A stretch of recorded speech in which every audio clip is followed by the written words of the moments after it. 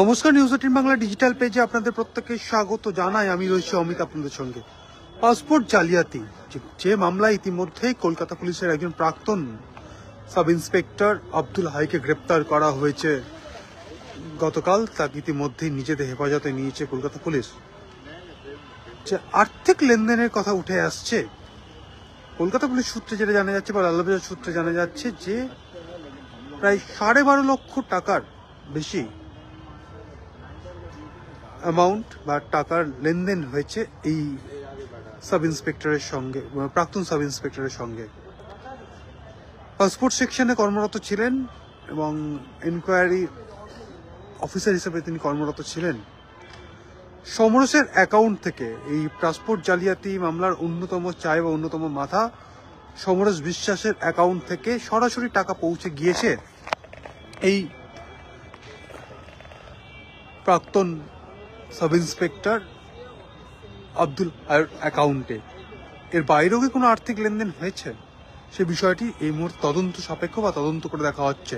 তবে এই মুহূর্তে একটি অ্যাকাউন্টের কথা বলা হচ্ছে, যে অ্যাকাউন্টে 12.5 লক্ষ টাকার বেশি ট্রানজাকশন হয়েছে এবং পুরোটাই অপর একজন ধৃত এই মামলার অন্যতম চাই বলা যেতে পারে সমরেশ বিশ্বাস, তার অ্যাকাউন্ট থেকেই টাকা গিয়েছে আব্দুলের অ্যাকাউন্টে।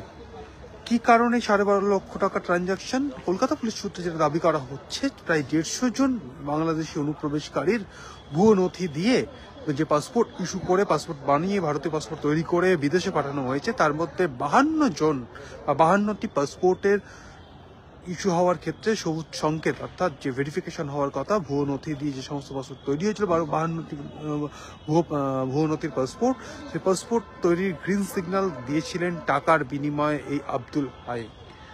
এমনটা অভিযোগ, যার বিনিময়ে প্রতি পাসপোর্ট পিছু 25,000 থেকে 30,000 টাকা পর্যন্ত আর্থিক লেনদেন বা টাকা দেওয়া হয়েছিল এই প্রাক্তন সাব ইন্সপেক্টরকে।